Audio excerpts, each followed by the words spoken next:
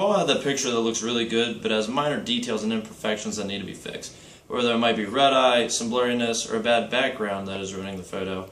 These simple but effective steps from Adobe Photoshop 6 will help you to be able to edit pictures and give them more of a desired quality that you like. Okay, the first tool that we're going to be using on Photoshop is the red eye removal tool. And Sue Chastain from the article How to Remove Red Eye in Photoshop says that red eye is really the essential tool to go to for removing unwanted lighting inside of the eyes. In order to use the red eye removal tool, just go to the left-hand column where all the tools are located, simply click the red eye removal tool, and just go to the eyes wherever the undesired lighting might be.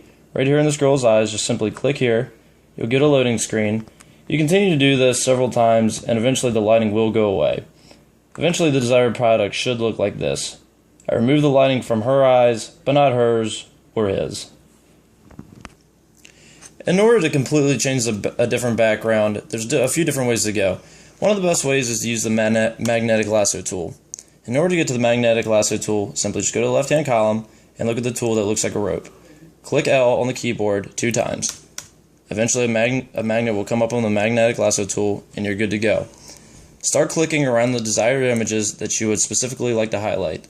The magnetic lasso will go all the way around and will really fine-tune so you don't have to be too accurate about dragging it yourself. In the article, The Magnetic Lasso Tool, Kasia Mikulak says that the selection from Photoshop is not very accurate in most tools, but the magnetic lasso is the most accurate and the way to go. In order to do this, you just keep dragging around the desired image all the way across and just double click when you're done dragging it across the desired image. Eventually, you can just go to Edit, click Copy, or Cut, either one, and then go to a new background and a different picture, such as the Eiffel Tower, and you can post whatever you like. Here I posted me and my group of friends in Paris in front of the Eiffel Tower, and it came out very well. Finally, we're going to learn how to unblur an image. Adobe Voice claims that the reason that getting rid of blur in an image might be for a couple of reasons. Mainly because the camera might be moving, which might blur the image, or the people themselves in the image might be moving, which also claims to blur it.